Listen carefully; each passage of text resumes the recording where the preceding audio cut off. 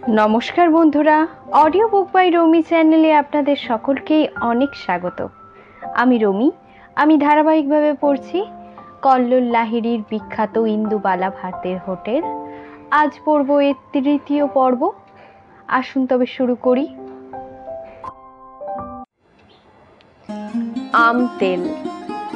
বিয়ের পরে সবুজ রঙের একটা ট্রেনে করে ইন্দুবালা যখন শিয়ালদাহ স্টেশনে নেমেছিল তখন তার কাছে ইন্ডিয়া দেশটা নতুন। খুলনার কোলাপ্রতা গ্রামের বাড়ির উঠোনে নিভু নিভু আঁচের সামনে ঠাম্মা বাবার কাছে শোনা গল্পের সাথে তার ঢের অমিল। এত বড় স্টেশন আগে কোনোদিনই দেখেননি ইন্দুবালা। দেখবেনটাই বা কি করে? এই যে প্রথম ট্রেনে উঠলেন তিনি, নামলেনও। মাথার ওপর রাজপ্রাসাদের মতন ছাদ দেখলেন, এত বড় বাড়ি দেখলেন, এত লোক, সবাই যেন মাথা নিচু করে সামনের দিকে ছুটছে। কেউ কারোর সাথে দুদণ্ড দাঁড়িয়ে একটুও কথা বলছে না, কুশল বিনিময় করছে না, যে যার খেয়ালে আছে। একটু অসতর্ক হলে, চলা ফেরায় একটু এদিক ওদিক হলে সবাই বুঝি সবার গায়ে হুড়মুড়িয়ে পড়বে। এখন ইন্দুবালার জিনিসপত্রের কি হবে? নেই নেই করেও তো সঙ্গের জিনিস কম নয়। মা বারবার করে দিয়েছেন, চোখ ছাড়া করবি না ইন্দু, এই জিনিসগুলো। ঠাম্মা বলে দিয়েছিল আগলে রাখবি সব কিছু। যদিও অদৃষ্ট বড় নির্মম খেলা খেলেছিল ইন্দুবালার জীবন নিয়ে, কোনো কিছুই তিনি আগলে রাখতে পারেননি এই ভাতের হোটেলটা ছাড়া। তবুও সব কিছুর ওপর বড় মায়া তার। ঘরের কোণেই দাঁড় করিয়ে রাখা ক্ষয়ে যাওয়া নারকেলের ঝাঁটা থেকে পড়া দেশলাইয়ের কাঠি, কিছুতেই মন চায় না কোনো কিছু ফেলতে। সব কিছু বুড়ি জমিয়ে রাখেন নিজের করে, তার উপচে পড়া স্মৃতির মতো। মাঝে মাঝে এসব নিয়ে যে গোল বাঁধে না তেমনটা নয়, বেশ ভালোই চিৎকার চেঁচামেচি হয়। ধনঞ্জয় তখন লোক নিয়ে এসে রেগে মেগে কিলো হিসেবে বিক্রি করে দেয় সব কিছু। বুড়ি ঘুর করে চারপাশে, ওরে মূর্খ, তুই কি করে জানবি? ঠাম্মা বলতো বাড়ির আগাছাটাও তো দরকারি, না হলে হরিমতি খাবে কি, আর দুধই বা দেবে কেন? ধনঞ্জয় কাঁই মাই করে ওঠে, বারবার তোমার খুলনার কলাপাতার গল্প শুনিও না তো মা। এখানে তোমার কোথায় হরিমতি? হ্যাঁ, পোড়া দেশলাইয়ের কাঠি তোমার কাছে আগাছা? হায় রে হায়, এই এত এত ঘিয়ের খালি শিশি, রং চটে যাওয়া টিনের তোরঙ্গ। টান মেরে উঠোনে ফেলেছিল ধনঞ্জয়। কেমন যেন আর্তনাদ করে উঠেছিল সেই কতদিন আগের ফুলছাপ বাক্সটা। ডালাটা হাঁ করে খুলে পড়েছিল উঠোনে, ঠিক মরার আগে মানুষের মতন। তার মুখ দিয়ে কিলবিল করে বেরোচ্ছিল আরশোলা। তারাও যেন প্রজন্মের পর প্রজন্ম খুলনার কলাপাতার সংসারের স্বপ্ন নিয়ে বংশ বিস্তার করে চলেছে এই বাক্সটার মধ্যে। এটা তুই কি করলি ধনঞ্জয়? এটা তোর কাছে পুরনো তরঙ্গ বলে মনে হলো? ইন্দুবালা এগিয়ে যাচ্ছিলেন একটু একটু করে। আমার বিয়ের সময় বাবা কিনেছিল ঢাকা থেকে, তারপর 3টে নদী পার করে নিয়ে গিয়েছিল খুলনা, সেখান থেকে এই কলকাতা। ধনঞ্জয় ক্ষয়ে যাওয়া নারকেল ঝাঁটায় আরশোলা মারতে মারতে বলে, তাহলে বুঝে দেখো, আর ওর জীবন প্রদীপ থাকতে পারে কি বলো? ছ্যাঁত করে বুকে বাজে যেন ধনঞ্জয়ের কথা। তরঙ্গের জীবন প্রদীপ নিভতে পারে, তাহলে ইন্দুবালারই বা কেন নয়? তারও যে কম পথ অতিক্রম করা হলো না। এখনো কোন মায়ায় আটকে আছেন তিনি? ঘাড় তুলে আকাশের দিকে তাকান ইন্দুবালা, এক টুকরো আকাশ দেখার জন্য। কিন্তু এখানে আকাশই বা কোথায়? ওই তো চার কোণার চৌখুপ্পি, তার উপর বাড়ির পেছনে আম গাছটা ঝাঁকড়া হয়ে এসে পড়েছে খানিকটা ভেতরেই। কাঁচা আমগুলো যেন পুরুষ্ট হয়েছে গ্রীষ্মের রোদে খরতাপে। মন খারাপটা যেন কোথায় ঝুপ করে গায়েব হয়ে যায় ইন্দুবালার। আম দেখার আনন্দে এগিয়ে যেতে গিয়ে পায়ে কিছু একটা ঠেকে। নিচু হয়ে কুড়িয়ে নেন সেই কবেকার প্রথম ট্রেনে চড়ার টিকিট। বিলিতি আমরা খাবে গো বউ, বিলিতি আমরা। ফেরিওয়ালা হাঁক দিয়ে যায়, মুখের সামনে এনে দেখায় আমড়াগুলো। এতক্ষণে ইন্দুবালা কপালের চন্দন ফিকে হয়ে গেছে, গলায় রজনীগন্ধার মালা বাসি, চোখের কাজল কিছুটা ধেবড়ে গেছে, বাকিটা রাখা আছে বিস্ময়ে মাখামাখি হয়ে।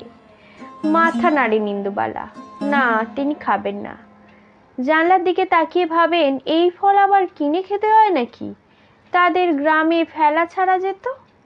কাঁচা কাঁচা 150 আমরা পেরে আনতো ভাই, মা চাটনি করতো, নুন দিয়ে কুটি কুটি করে কেটে সবাই ঘুমিয়ে পড়লে ভাই বোনে খেত বসেদের পুকুর পাড়ে বসে। বৃষ্টির জল মেখে আমরা পাকতো অম্বুবাচী পার হয়ে। ঠাম্মা সারাদিন উপোস করে থাকতো, একবেলা ফলাহার, কখনো ছাতু ভিজে খেত, কিংবা সারাদিন মিছরির জল। বাবা এনে দিতেন ছানা আর কলা, এই সব মুখেই তুলতেন না তিনি, সব যেত নাতি নাতনিরই পেটে। অত বা চা খাওয়া যার অভ্যাসই নেই, তাই কতদিন চা না খেয়ে তিনি দিব্যি কাটিয়ে দিতেন। ইন্দুবালা বিধবা হওয়ার পর এত সব কিন্তু মানেননি, তার সম্ভাবনাও ছিল না, আর লক্ষ্মী থাকতে তো করতেও দিত না। মাস্টার রতনলাল মল্লিক তাকে অনেক ছোট বয়সে বিধবা করে কেটে পড়েছিলেন পরপারে। দায় ফুরিয়েছিল তার। বড় ছেলেটাও এত ছোট তখন যে মালসার খাবার খাবে কি করে। নিজে হাতে স্বামীর মুখাগ্নি করেছিলেন ইন্দুবালা, শ্রাদ্ধও নিজেই করেছিলেন। নিয়ম ভঙ্গের দিন লক্ষ্মীর এনে দেওয়া ট্যাংরা মাছ আর বাড়িতে দেওয়া বড়ি দিয়ে একটা তরি জুতের ঝোল বানিয়েছিলেন। অনেকদিন পর ছোট ছোট ট্যাংরার মাথাগুলো চুষে চিবিয়ে খাওয়ার সময় মনে পড়েছিল ঠাম্মার কথা। অম্বুবাচীতে সারাদিন উপোস করে থাকার পর ছাতু খেতে খেতে তার যখন মুখে আর কিছু রুচতো না, তখন খোসা ছাড়িয়ে পাকা আমড়া মুখের মধ্যে ধরতেন ইন্দুবালা। ঠাম্মা চুষে চুষে সেই বুনো ফলে সব রসটুকু খেয়ে নিতেন। সারা ঘর মোমো করত পাকা আমড়ার গন্ধে। এইসব কথা কোনোদিন ইন্দুবালা কাউকে বলতে পারেননি, এমনকি ছেলে মেয়েকেও না। নাতি নাতনি তো অনেক দূরের কথা, কিছু কিছু জানতো মাছওয়ালির লক্ষ্মী, কিন্তু সে তো আজ কোন সুদূরের অতিথি। সেদিনের সেই ট্রেন কামরায় বিলিতি আমড়াটাই শুধু উঠেছিল তাই নয়, চিরুনি, পাতাবাহারের ফুল গাছ, সূচ, বশীকরণের ওষুধ, কৃষ্ণনগরের সরভাজা, শান্তিপুরের ভাজা মিষ্টি, সব কিছু। তার ভাই মাঝে মাঝে বায়না করে খাচ্ছিল, কিন্তু ইন্দুবালা নিজের খেতে ইচ্ছে করেনি কিচ্ছু। এমনকি নতুন জরির চুল বাঁধার ফিতে দেখেও কিনতে ইচ্ছে হয়নি। জানলার পাশ দিয়ে তখন বেরিয়ে যাচ্ছিল মাঠঘাট, নদী, নৌকা, গ্রাম, ইঞ্জিনের কয়লার কালো ধোঁয়া। চোখ বড় বড় করে দেখছিলেন তার বয়সী মেয়েরা কাজে যাচ্ছে, কলেজে যাচ্ছে। ইন্দুবালা কলেজে যেতে চেয়েছিলেন, পড়তেও চেয়েছিলেন, কিন্তু কোথা থেকে যে কি হলো, মনিরুলের সজল কালো চোখ দুটো বাঁধা থাকলো তার অন্তরে। নকশি কাঁঠার মাঠের সাজুর মতোই তাকে সব স্মৃতি উপড়ে নিয়ে চলে আসতে হলো এপারে।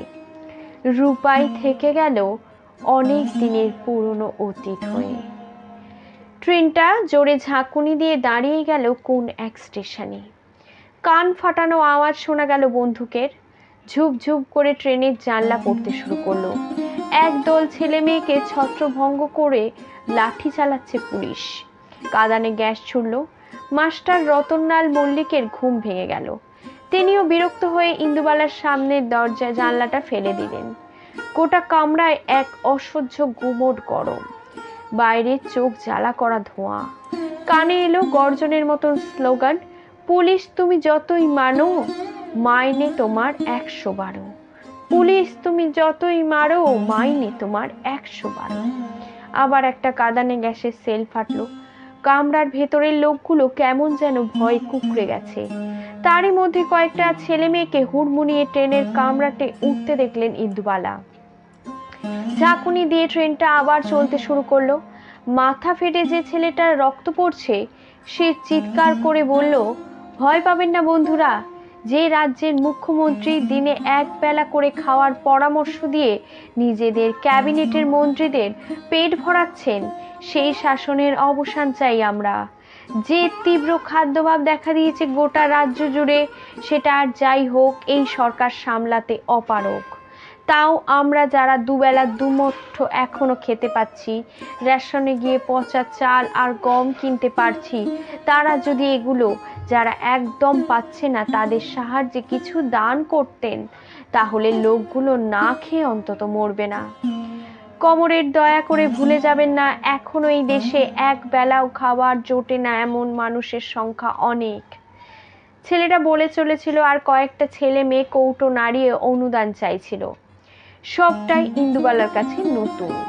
একটা তারই বয়সী মেয়ে তার সামনে এসে যখন অনুদানের কৌটো ধরলো, ইন্দুবালার খুব ইচ্ছে করলো তার সেই কৌটোতে 2 আনা হলেও দিই, কিন্তু তার কাছে তখন কোনো পয়সা ছিল না।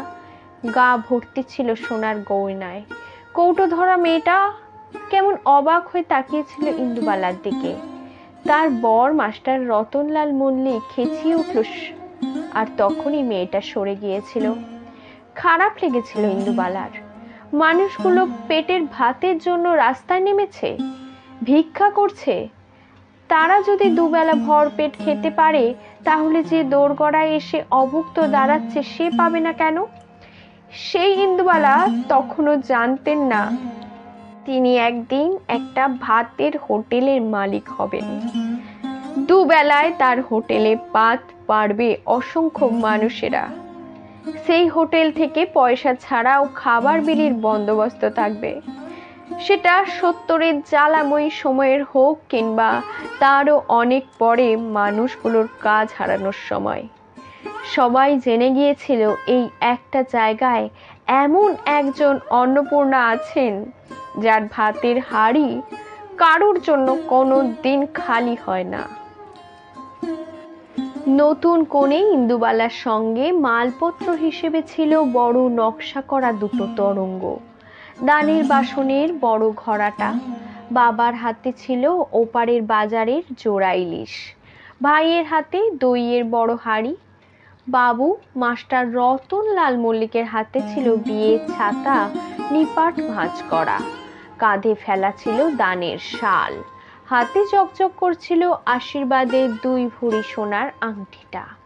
স্টেশনে ট্রেন থামলে বরের বাড়ি থেকে লোক আসা দস্তুর ছিল।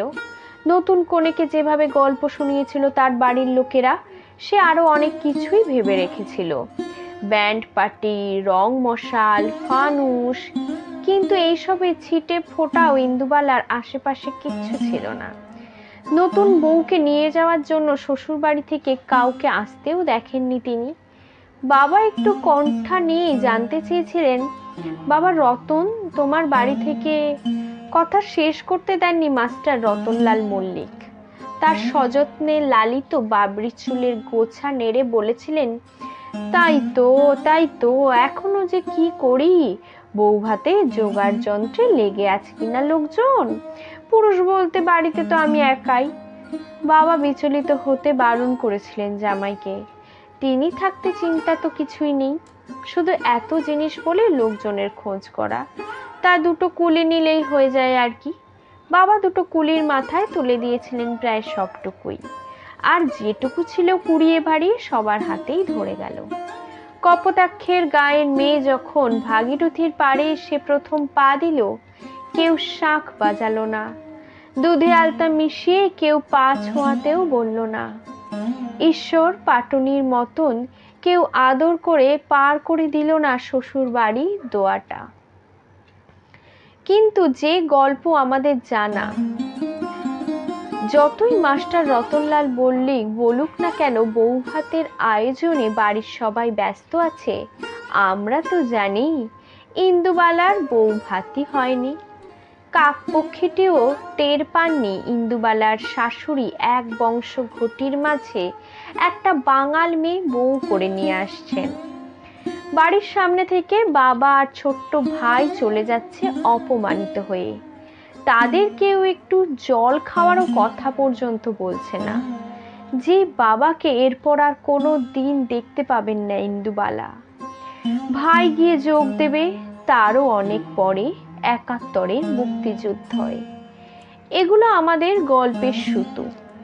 ইন্দুবালার ভাষা বলতে গেলে রোদে থোয়ানো কাসুন্দি। যত তাপ পাবে, বৃষ্টি পাবে, নিজের মৌতাতে মজতে থাকবে যতনে। কলকাতা শহর তখন বেশ সরগরম। মিছিলের পর মিছিল চলছে রাস্তা জুড়ে। মানুষের পাতে ভাত নেই, মনে সুখ নেই। খাবার নিয়ে যে আন্দোলন হতে পারে ইন্দুবালা জানতেনই না শহরে না এলে। স্টেশনের বাইরে থেকে অনেক দর দাম করে বাবা একটা ট্যাক্সি ভাড়া করেছিলেন। সেই ট্যাক্সির মধ্যে ইন্দুবালা, তার ভাই, বাবা আর মাস্টার রতনলাল মল্লিক ঠিক এঁটে গিয়েছিল। সঙ্গে ছিল যেসব জিনিস যা আজ ধনঞ্জয় কুড়িয়ে বাড়িয়ে ফেলে দিতে চাইছে, ও কি জানে ওইগুলোর মাহাত্ম্য? গজগজ করে বুড়ি ভাঙা তরঙ্গটার সামনে বসেন। ততক্ষণে ডালে ফোড়ন পড়ছে। ৯টা বাজতে চললো। কলেজের ছেলেগুলো খেতে আসবে। ইন্দুবালা কাজে তাড়া পড়ে যায়। ট্যাক্সির জানলার পাশ আর ট্রেনের জানলার ধার ঠিক এক জিনিস নয়। ট্রেনের জানলার পাশে কত গ্রাম, নদী, জলা, জঙ্গল, আর ট্যাক্সির পাশে শুধুই ধূসর শহর। খেতে না পাওয়া মানুষের মিছিল। তখনও প্রথম ট্রেনে ওঠার ঘোরটা কাটেনি ইন্দুবালার। অল্প অল্প মাথাটাও যে চলছিল ট্রেনের দুলুনির সঙ্গে। তার রেশ রয়ে গেছিল অনেক দিন। কলকাতায় এসেই মনিরুলকে লুকিয়ে চিঠি লিখেছিলেন ইন্দুবালা। জানিস মনিরুল, সে যে কি ভীষণ বস্তু তোকে না বলে বোঝাতে পারবো না। আমাদের সেই বাঁশ গাছে দোল খাওয়ারই মতন, জানিস। তুই নিশ্চয়ই এতদিনে ঢাকায় পড়তে চলে গিয়েছিস। অনেক কিছু দেখা হয়ে গেছে তোর, অনেক নতুন বন্ধু হয়েছে। আমার কথা বোধহয় আর মনেই পড়ে না। আর বসেদের পুকুর, খালের ধারের ল্যাংড়া গাজনের মাঠ, কপোতাক্ষের ঘাট, আমি কিন্তু কিচ্ছু ভুলিনি মনিরুল। এখনো কি নানি সন্ধ্যা হলে বিশ্বাস সিন্ধু পড়েন রে? তুই কি এখনো রাতের আধারে বাঁশি বাজাস? লণ্ঠনের আলোয় পড়িস নকশি কাঁথার মাঠ? ঢাকাতে কি তোর দেখা হলো আমাদের প্রিয় কবি জসিমউদ্দিনের সাথে? আমার যে সব কথা, সব কিছু বড্ড জানতে ইচ্ছে করছে রে মনিরুল। আমি যে তোকে। এরপর আর লেখা এগোতে পারেননি ইন্দুবালা। তিনি মনিরুলকে কি ভালোবাসেন, পছন্দ করেন, একসাথে থাকতে চেয়েছিলেন? নিজের কাছেই উত্তরগুলো স্পষ্ট নয়। যেমন ঠিক স্পষ্ট নয় স্বামী স্ত্রীর মধ্যে ভালোবাসাও ঔদ হয় কিনা, কিংবা ভালোবাসার অপর নাম শরীর কিনা। যে শরীরটাকে মাস্টার রতনলাল মল্লিক তার ৬ বছরের বিবাহিত জীবনে তিনটে বাচ্চার মা বানানোর ফ্যাক্টরি করে দিয়ে হঠাৎ উবে যাবেন কর্পূরের মতন হাওয়ায়, শরীরে সেই না পাওয়া কিংবা প্রচণ্ড পাওয়ার কষ্টগুলো নিয়ে ইন্দুবালাকে বেঁচে থাকতে হবে দিনের পর দিন। তাও মলিন হবে না স্মৃতিগুলো, মানুষগুলো। টকবক করে ভাত ফোটে, ডাল ফোটে, মাছের ঝোলে মাছগুলো যেন ফুটতে ফুটতে ফরফর করে নিজেদের মধ্যে কথা বলে। তিনটে উনুন জেলে সেই স্মৃতি সম্ভাষণের আসন সাজান ইন্দুবালা। নতুন যে দেশটায়, যে শহরটায় তিনি এসে পড়লেন, এই দেশ নিয়ে, শহর নিয়ে এর আগে তিনি কম গল্প শোনেননি। বাবার বাবা মানে ইন্দুবালার দাদু একসময় নাকি কাজ করতেন কলকাতার বন্দরে। সেখানে সাহেব সুবোধ খাতা লিখে তার দিন গুজরান হতো। বড় বড় জাহাজে করে কত শত যে জিনিস আসতো তার কোনো ইয়ত্তা ছিল না। মেম সাহেবের ছোট চিরুনি থেকে বেলজিয়ামের কাঁচের আয়না। ইন্দুবালার গ্রামের বাড়িতে ঠাকুর দেবতা যা মূর্তি ছিল, লক্ষ্মী থেকে শুরু করে শিব, সব কিছুই তার দাদুর আনা। জার্মান চীনেমাটিতে বানানো সব হিন্দু দেবদেবীর মূর্তি। কলকাতার বড়লোক বাড়িতে ছেলে মেয়েদের খেলার জন্য বিদেশ থেকে আনতেন বাড়ির লোকেরা। অনেক সময় বিয়ের তত্ত্বও যেত। পুতুলগুলোর তলায় লেখা থাকতো মেড ইন জার্মানি। বেশ নামডাক ছিল এই শিল্পের। ঠাম্মার খেলার জন্য দাদু এইসব পুতুল মাঝে মাঝে নিয়ে গেলেও ঠাম্মা সবকিছু সাজিয়ে রেখে দিত পুজোর ঘরে। লক্ষ্মী, শিব, ব্রহ্মা, বিষ্ণু, মহেশ্বর নিয়ে কেউ খেলে নাকি আবার? শুক্রবার হলেই দাদু বাড়ি ফিরত শিয়ালদাহ স্টেশন হয়ে খুলনায়। একটা সবজেটে ট্রেন দাদুকে নামিয়ে দিত কপোতাক্ষের ওপরে। শনি রবি বাড়ি থেকে আবার সকালে ট্রেন ধরে যেতেন কলকাতায়। বাবাও দাদুকে অনুসরণ করেছিলেন। দাদুর কাছে কাজ শিখতে শিখতে কলকাতায় পড়াশোনা চালিয়ে যাচ্ছিলেন। হঠাৎ মাঝখান থেকে দেশটাই স্বাধীন হলো। শুধু স্বাধীন হলো তাই না, দেশটা দু টুকরো হলো। মনে অনেক কষ্ট আর হতাশা নিয়ে দাদুর সাথে বাবা ফিরে এলেন খুলনায় কোলাপোতায়। যা টাকা জমিয়েছিলেন দাদু সেই টাকায় কিছু জমি কিনলেন, একটা টোল খুললেন, সেখানে পড়াতে শুরু করলেন গ্রামের ছেলে মেয়েদের। বাবা জমি জমার কাজ নিয়ে পড়ে থাকলেন। দেশ ভাগ হয়ে যাওয়ার পর দাদুর কলকাতায় অনেক বন্ধু বান্ধব তাকে বারবার বলেছিলেন ইন্ডিয়াতেই থেকে যেতে। দাদু রাজি হননি। যে গ্রামের মাটিতে তার বাবা মা পূর্বপুরুষেরা পঞ্চভূতে বিলীন হয়েছেন, সেখানেই তিনি থাকতে চেয়েছিলেন। তার অবিচল সিদ্ধান্ত থেকে কেউ তাকে টলাতে পারেনি। তাহলে যেখানে সবাই রয়ে গেল সেই পারে, সেখানে একমাত্র ইন্দুবালা তাদের পিতৃপুরুষের স্মৃতি তর্পণের জন্য কেন রয়ে গেলেন যে এপারে? কেন বাবার মনে হয়েছিল একমাত্র ইন্দুবালাকেই ওপারে পাঠাতে হবে? অনেকের মতন কেন তিনি নিজেও সিদ্ধান্ত নিলেন না এপারে চলে আসার? ইন্দুবালা জানতেন বাবা শিকড় ছাড়া হতে পারতেন না, মাও না, ঠাম্মাও না। আর ভাই, তার কথা তো সোনার অক্ষরে ইতিহাসে না লেখা থাকলেও ইন্দুবালা জানেন ওই যে মুক্তোর মতন বর্ণ পরিচয়, সেইখানেই যে লুকিয়ে আছে তার ভাই, লুকিয়ে আছে বাংলা ভাষার রাষ্ট্র গড়ার দাবিতে। গোটা বাড়ির জানলা দরজাগুলো হুটোপাটি করে পড়ার শব্দে ইন্দুবালার ঘুম ভেঙে যায়। দুপুরের হোটেলের কাজকর্ম শেষ করে তাকে এখন একটু গড়িয়ে নিতেই হয়, না হলে রাতের দিকে আর উনুনের সামনে দাঁড়াতেই পারেন না। কাঁচা ঘুম চোখে তাকান ইন্দুবালা বাইরের দিকে। আকাশ কালো করে মেঘ করেছে, কাল বৈশাখী। কোনো রকমে গাঁটের ব্যথা সামলে উঠে পড়েন তিনি। ধনা, ধনা করে চিৎকার করেও ধনঞ্জয়ের কোনো সাড়া পাওয়া যায় না। বাজার করতে গেল নাকি এখনই? ইন্দুবালা কোনো রকমে অপরের ঘরের জানলাগুলো বন্ধ করার চেষ্টা করতে লাগলেন। আর তখনই তার নজরে গেল উঠানের দিকে। বাগানের গাছটা থেকে টুপটুপ করে আম পড়ছে ঝড়ে। সেদিনও কি এমন ঝড়টাই হচ্ছিল না? তবে সেটা ছিল ভোর, আর আজ বিকেল। ইন্দুবালা নামতে থাকেন সিঁড়ি দিয়ে, কিন্তু তার মন যেন ছুটছেন ইন্দুবালা, ছুটছেন তীর বেগে, হাতে লণ্ঠন। ভোর হতে তখন অনেক দেরি। পেছনে ছুটছে ছোট্ট ভাইটা, তার পেছনে মা এবং অনেক পেছনে ঠাম্মা। গোটা আম বাগান জুড়ে কোলাপাতার লোকজন যেন জড়ো হয়েছে এই আঁধার ভোরেই। প্রায় 100 গাছের বাগান যাদের, তারাও এসে জড়ো হয়েছে। শিলের মতন পড়ছে টুপটাপ করে আম। কেউ মারামারি করছে না, রেষারেষিও করছে না। সবার কোচর ভরে উঠছে কাঁচা মিঠে ল্যাংড়া বোম্বাই আমে। ঝড়ের সাথে শুরু হচ্ছে বৃষ্টি, কড়কড় করে বাজ পড়ছে। দূরে দাঁড়িয়ে থাকা ভাইটা ঠক ঠক করে কাঁপছে। ছুটে গিয়ে নিজের আঁচল জড়িয়ে ধরেন ইন্দুবালা। লেবু পাতায় গরম চা, যা বৃষ্টি চলে যা। কিন্তু বৃষ্টি থামার নাম নেই। গায়ে যেন বরফ জলের ঠান্ডা। ভাই বোন ঠক ঠক করে কাঁপে। দুজনের আগলে রাখে কোচরে জমানো আমগুলো।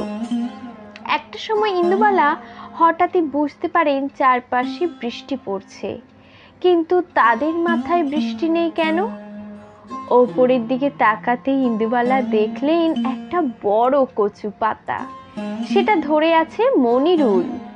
কি যে ভালো লেগেছিল সেদিন ইন্দুবালার, বলে বোঝাতে পারেননি কাউকে, বলার সুযোগও ছিল না। কম কথা বলা মেয়েটা রুমালের ওপর সুতো দিয়ে একটা ছেলেকে শুধু এঁকেছিল, তার হাতে দিয়েছিল একটা কচু পাতা, আর মেয়েটাকে রেখেছিল অনেক দূরে, এলো চুলে, বৃষ্টির মধ্যেই। ইচ্ছা ছিল মনিরুলকে নিজের হাতে এটা করে দেবে, সেটা আর দেওয়া হয়নি। জ্বর বেঁধেছিল সেবার খুব। 7 দিনের মাথায় পথ্যি পেয়ে তবে মেয়ে মাথা তুলে দাঁড়াতে পেরেছিল। গ্রীষ্মের রোদ থেকে বেরিয়ে মন ভালো হয়ে গেছিল ইন্দুবালার। ঠাম্মা সেই ঝড়ে কুড়োনো আমগুলো দিয়ে আম তেল বসিয়েছেন রোদে। সূর্যদেব গোটা গ্রীষ্মকাল জুড়ে রোদে তাতিয়ে তেলে মিশিয়ে কাঁচা আমগুলোকে জড়িয়ে দেবেন নকুলের ঘানির খাঁটি সর্ষের তেলে। তারপর সেই তেল দিয়ে সারা বছর যা খাওয়া দাওয়া চলবে তার কোনো হিসাবের কুল কিনারাই পাওয়া যাবে না। আম তেল মুড়ি দিয়ে মাখা হবে, গরম ভাতে ঘিয়ের বদলে খাওয়া হবে, মাছের ঝোলে বিশেষ করে সরল পুঁটিতে আমের গন্ধ দেওয়ার জন্য আম তেল ব্যবহার হবে। আর গ্রামে পৈতে সংখ্যা নেহাতি কম থাকে না সম্বৎসর, তারাও পাবে। পাতা কুড়োতে এসে খেন্তির মাও কিছুটা পাবে, টিফিনে মনিরুলও আবার পাবে, ফিকিরি গান করতে আসা ভিখারিও পাবে। চুরি করে ঠাম্মার আম তেল খেতে খেতে গরমের ছুটির দুপুরগুলোই কেটে যাবে। বৃষ্টিটা সবে থেমেছে। ইদানিং হয়েছে কি, কলকাতার এই ধরনের হুট করে বৃষ্টিতে সবাই কেমন যেন তাল কানা হয়ে যায়। ট্রাফিক সার্জেন্ট থেকে শুরু করে অটো চালক সবাই।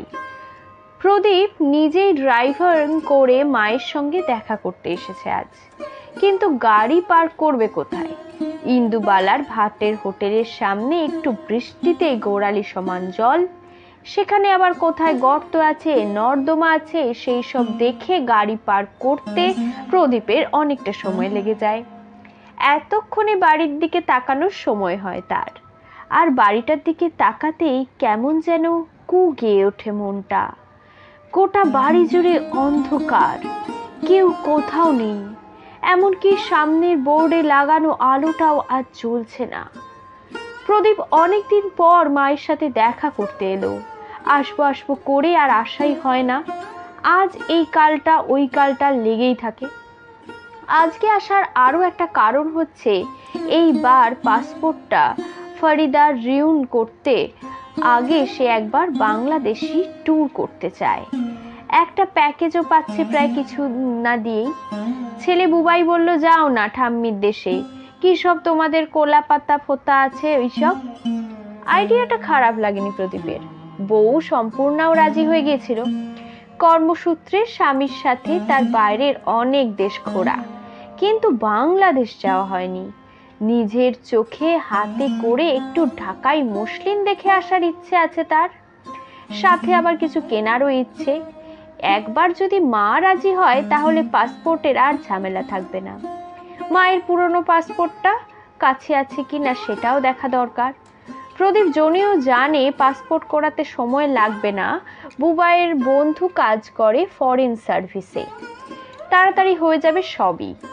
সম্পূর্ণাই তাকে ঠেলে পাঠালো একবার কথাটা তোলার জন্য। মেজাজ যা মাঝে মাঝে থাকে ওই বুড়ির। বাড়ি থেকে যখন বেরিয়েছিল প্রদীপ তখন বৃষ্টি ছিল না, এই দিকেই হয়েছিল, তাহলে ভালোই। প্রদীপ এগিয়ে গেল ভেতরের দরজার দিকে। সিঁড়ির আলো জ্বালালো। বাইরের বারান্দায় না কোথাও কেউ নেই। দুবার ডাকলো মা মা বলে, উত্তর এলো না। প্রদীপ চিৎকার করে ডাকলো ধনঞ্জয়কে। ধনঞ্জয় নেই। কেমন যেন ভয় পেয়ে গেল প্রদীপ। যদি মা সত্যি না থাকে? এই কথাটাই প্রথম ভাবলো, যেন সিনিয়র সিটিজেনের ক্যাটাগরিতে সবে প্রবেশ করতে যাওয়া এই প্রদীপ। এমন ভাবে কোনো দিন এর আগে তার মনে হয়নি। মা থাকলে জগৎটা তার একরকম, আর মা থাকলে আর একরকম। বাবাকে ঝাপসা মনে পড়ে। ঘুড়ি ওড়ালে বাবা লাটাই ধরা শেখাতো, ব্যাস ওইটুকুই। আর তো তাও এটা মনে আছে, ভাই আর বোনের সেটুকুও তো মনে নেই। সবটাই তো তিনজন মাকে ঘিরেই। একবার কি ফোন করবে তাহলে ভাইকে, খুকুকে? কিন্তু কি বলবে? ছেনুমিত্তির লেনে ইন্দুবালা ভাতের হোটেলে সে এসেছে, অথচ ইন্দুবালাকে খুঁজে পাচ্ছে না। বাইরের দিকে পাতকোতলায় উঠোনের কাছে এসে আর একবার কাপা কাপা গলায় ডেকে উঠল প্রদীপ, মা। এবার খুব শান্ত গলায় উত্তর ভেসে এলো, আয়। প্রদীপ তার মায়ের গলা শুনতে পেল, কিন্তু মা সে কোথায় দেখতে পেল না তখনই। মোবাইলে টর্চ জ্বালালো, কোথায় তুমি মা? আর অবাক হয়ে দেখলো তার মাকে।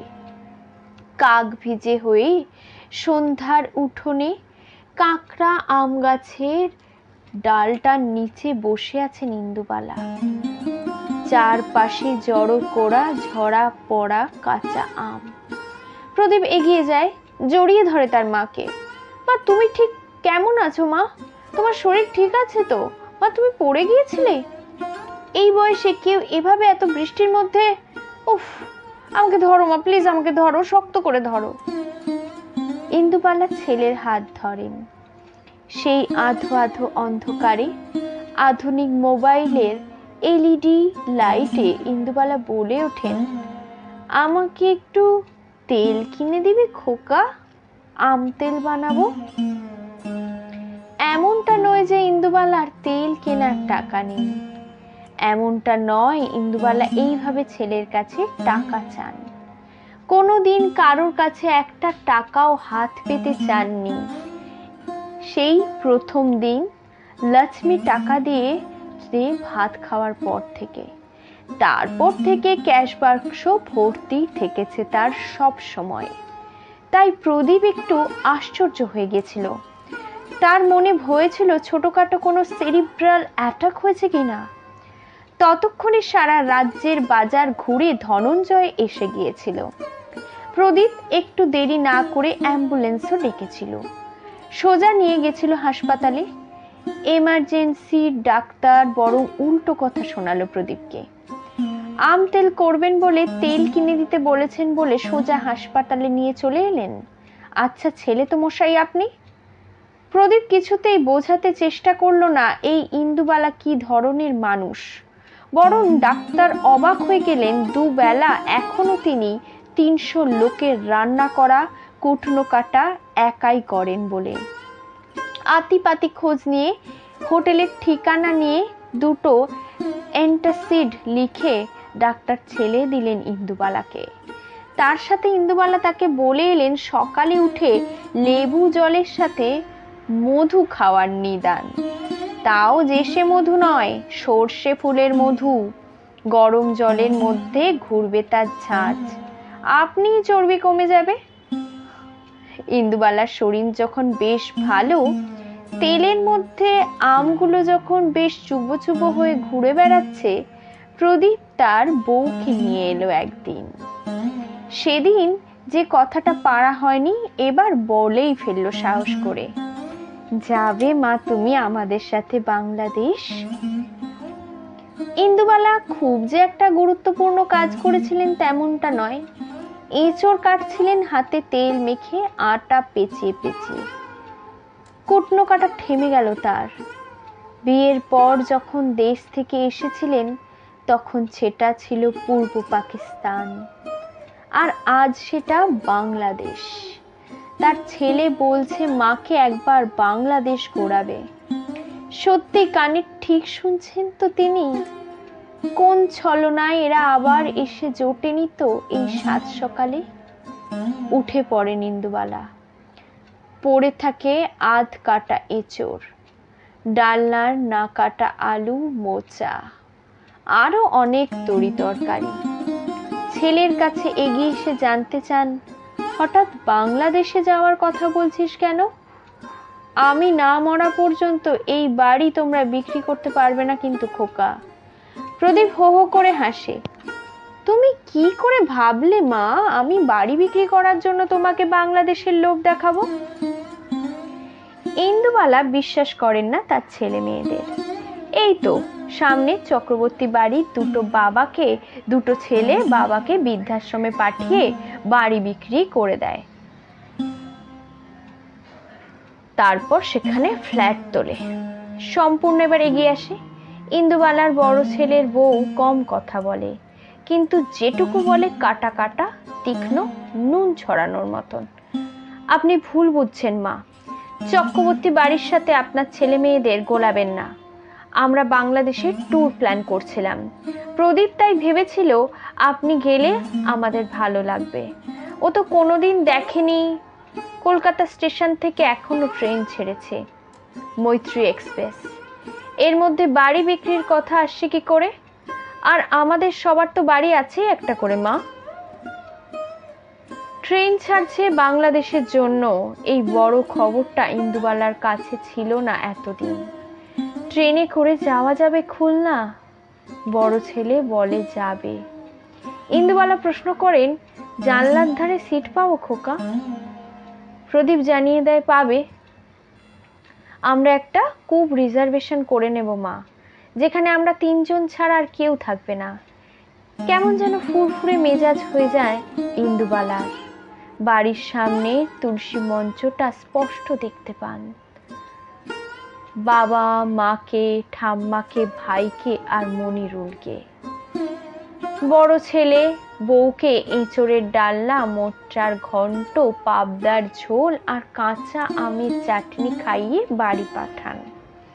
ভাত খেতে আসা কালেক্টর অফিসের কেরানি থেকে শুরু করে সামনের মেসের ছেলেগুলো, এমনকি পাঁচু গোপালও জেনে যায় ট্রেনে করে ইন্দুবালা বাংলাদেশ যাবেন। সারা রাত অপরের ঘরে ঘটর ঘটর করে কিসের যেন আওয়াজ হয়। ধনঞ্জয় যতক্ষণ জেগেছিল শুনেছে। অনেক ভোরে ইন্দুবালার ডাকাডাকিতে ঘুম ভেঙে যায়। কি হয়েছে মা এত ভোরে? চোখ কচলায় ধনঞ্জয়। দেখে ইন্দুবালা পরিপাটি করে চুল বাঁধা, নতুন কাপড় পরা, কোথায় যাওয়ার জন্য প্রস্তুতি। কি হলো কি মা তোমার? নাতি পাসপোর্টের ফটো তোলার জন্য তোমাকে নিয়ে যাবে তো সেই বেলা 9টায়। এখন থেকে কাপড় পরে বসে আছো কেন? ইন্দুবালা হুকুমের সুরে বলে, একটা ট্যাক্সি ডাক, আমি কলকাতা স্টেশনে যাব। ধনঞ্জয় বলে, এত সকালে কলকাতা স্টেশনে? তোমার মাথা সত্যিই খারাপ হলো নাকি? ইন্দুবালা কোনো কথা না বলে দরজার দিকে এগোলে কোনো রকমে উঠে জামা পরে দৌড় লাগায় ধনঞ্জয়। এই মুড তার অনেক দিনের চেনা। বেশি কথা বললে জেদ আরো বাড়বে। নিজেও চলে যেতে পারে যখন হিতে বিপরীত হবে। দাদা বাপুদের কাছে কৈফিয়ত দিতে দিতে জান কাবার হওয়ার জোগাড়। তাই কথা না বাড়িয়ে একটা ট্যাক্সি ডেকে নিজেও চেপে বসে ধনঞ্জয়। দুটো প্ল্যাটফর্ম টিকিট কাটা হয়। ইন্দুবালা জিজ্ঞাসা করত, মৈত্রী এক্সপ্রেস কোন প্ল্যাটফর্ম থেকে ছাড়বে? একজন টিটি দেখিয়ে দেয়, ওই তো দাঁড়িয়ে আছে, কিন্তু ওদিকে তো যেতে পারবেন না, সময় হয়নি এখনো। টিকিট আছে তো, পাসপোর্ট ভিসা চেক হবে। দূর থেকে মৈত্রী এক্সপ্রেস দেখেন ইন্দুবালা। বড় বড় করে বোর্ডে লেখা কলকাতা খুলনা। কিন্তু সেই আগের ট্রেনটার মতন সব জেটে নয় তো, কেমন যেন ধূসর নীল। আচ্ছা আপনি ঠিক বলছেন তো ভাই, এই ট্রেনটাই যাবে খুলনা? ইন্দুবালা এবার নিজে জানতে চান। বিরক্ত হয় টিটি। একই ইন্টারন্যাশনাল ট্রেন, তার উপরে ঝক্কি আছে অনেক। দেখতেই তো পাচ্ছেন লেখা আছে সবকিছু। কিন্তু এই ট্রেনে সামনে তো শেষবারের মতন মনিরুলের সঙ্গে দেখা হয়নি ইন্দুবালার। দুই দেশের মধ্যে যখন যোগাযোগ বন্ধ, তখন সেই সব জেটে ট্রেনটাই কি একটা থেমে থাকা সময়ের মতন দাঁড়িয়ে থাকতো না শিয়ালদাহ স্টেশনে? মাঝে মাঝে লক্ষ্মীর সাথে শুধু সেই ট্রেনটাকে দেখবেন বলে চলে আসতেন ইন্দুবালা। সেই ট্রেনের গায়ে হাত দিলে তিনি তার দেশকে দেখতে পেতেন, গ্রামটাকে দেখতে পেতেন, গন্ধ পেতেন কপোতাক্ষের। না না না, এই ট্রেন তার সেই সবুজ কাঁচা আম তেল রঙের ট্রেন নয়। এই ট্রেন কি করে যাবে খুলনা? বসে পড়েন ইন্দুবালা। চোখ দিয়ে টপ টপ করে বৃষ্টির মতন পড়তে থাকে জল। অনেকদিন আগে ৭১ তাদের কোলাপতার বাড়িটা পুড়িয়ে দিয়েছিল খান সেনারা। বাড়ির সাথে পুড়েছিল মা, আরও অনেকে। বাড়িটাকে পাওয়া যাবে না তিনি নিশ্চিত জানেন। এবার যদি গিয়ে গ্রামটাকেই না খুঁজে পান, যদি বোস পুকুরটাই আর না থাকে, কপোতাক্ষের ঘাট, মনিরুলের বাড়ির উঠোন, বড় খেলার মাঠের ফলসা গাছ, তাহলে কার কাছে ফিরে যাচ্ছে ইন্দুবালা? কার কাছে? যার ছিল আজ তো নেই তারা কেউ, নাকি যারা মরেও বেঁচে থাকেন ইন্দুবালার মধ্যে?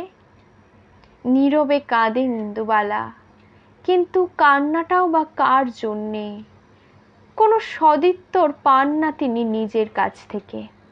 শুধু এক দেশ থেকে অন্য দেশে যাওয়া মানুষের ভিড় বাড়ে। তারা দেখেন ৭০ পেরোনো এক মহিলা চুপ করে বসে আছেন দেশে ফিরবে বলে, যার সত্যি আজ দেশে ফেরার পথে অপেক্ষা করে থাকার আর কেউ নেই, কেউ নেই। শেষ হলো ইন্দুবালা ভাতের হোটেলের ৩য় পর্ব। খুব তাড়াতাড়ি আসছি পরের পর্বগুলি নিয়ে। আজ তবে চলি, টাটা।